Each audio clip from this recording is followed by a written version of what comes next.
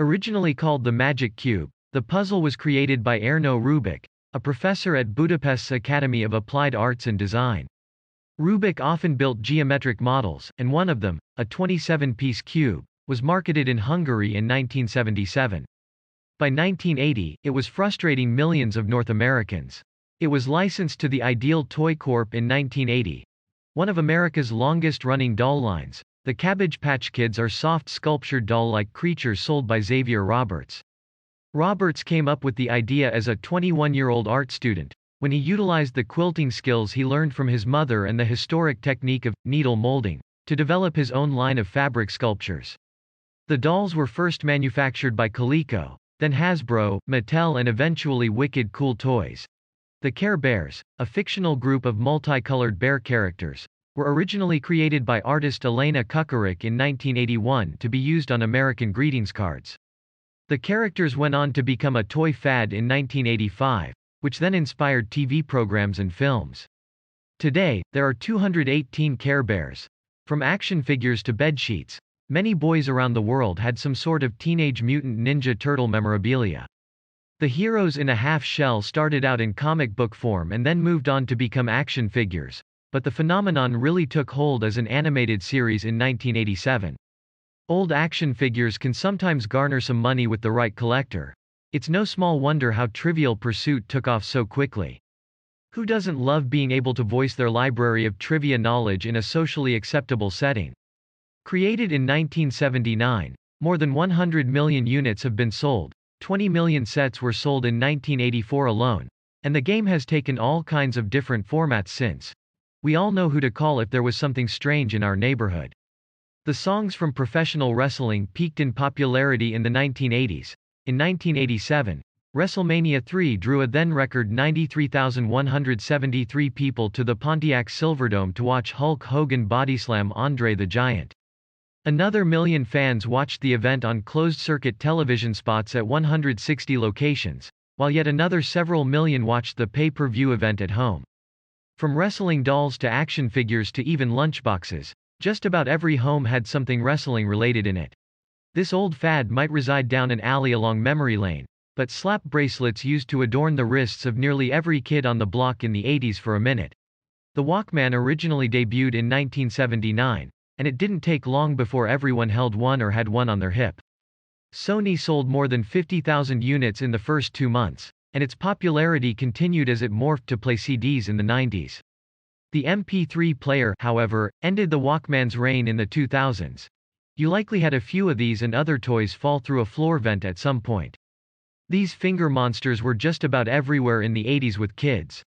The fanny pack became en vogue toward the tail end of the 80s and it still exists, albeit with hipsters and maybe professional wrestlers.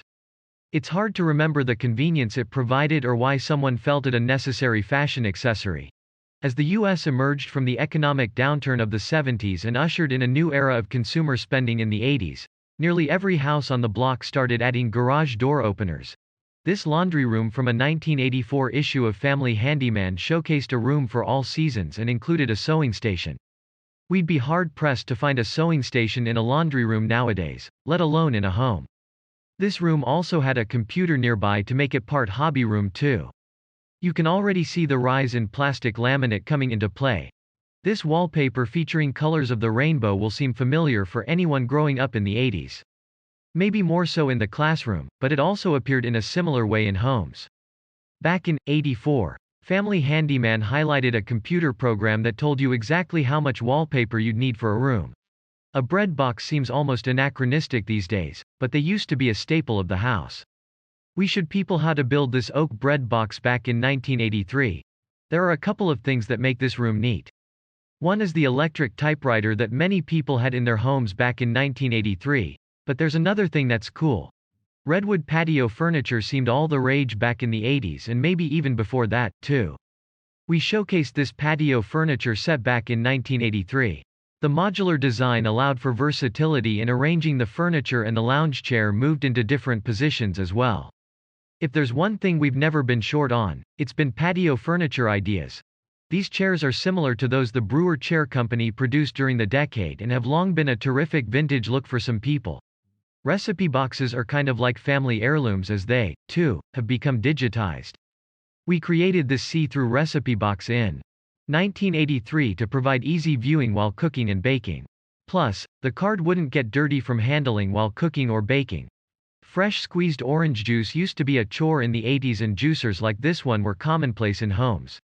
Wallpaper remained popular in the 80s as an interior design option, and we profiled Karen Nyman back in 1982 after she started her own wallpapering business. She was one of the few women who ran their own wallpapering business at that time. Wrought iron furniture has always found a place on the patio, but this set with a floral pattern seems a little more specific to the 1980s. This set was made by Leon Shaw and is enameled wrought iron. Well, maybe, not every home had a floor-to-ceiling mirror, but you probably saw it often enough in a film or television show. We displayed this setup in 1982 inside an apartment. We said back then that floor-to-ceiling mirrors added a feeling of more space and also hid cabinetry and an entertainment center. You might notice the angled lighting creates a dramatic effect and helps point your eyes where the interior designer wanted you to focus. Polaroid cameras date back a long way, but by the 1980s nearly every home had a Polaroid camera or at least something similar. We advocated for people to keep a camera in their toolbox to create an inventory of their tools and valuables at home. It's a far different scene these days with people using their phones to capture nearly everything they do. This TV fit perfectly into a see-through divider we created back in 1981, but it could have easily gone anywhere else in the home like the kitchen or a bedroom. Those little doodles of 3D squares you like to do turned into furniture in our 1981 issue. We used ceramic tiles on wooden frames to create these pieces. We used them to display plants, and though not every house had furniture like this, there was certainly an emphasis on geometric patterns in the 80s. Blinds, especially mini blinds, started to take over in the 80s. Even as soon as 1981, mini blinds made up around 70 to 80 of the window covering market. In our story about windows in 1981, we said modern blinds can dramatize a window, to emphasize a window or give a room an entirely new look. We even had blinds that seamlessly matched wall patterns. We said back then that blinds could be used to hide bad design or structural errors. This room we featured in 1981 features a little bit of every decor item that made up the 80s. From the rattan table and baskets to the earth colors, it's almost quintessential 80s decor. The linoleum floor will certainly bring back memories for many, too. There's a lot going in this room, but one thing that stands out is the faux rock fireplace. Homeowners moved away from the classic brick fireplace in the 70s and 80s to something like this.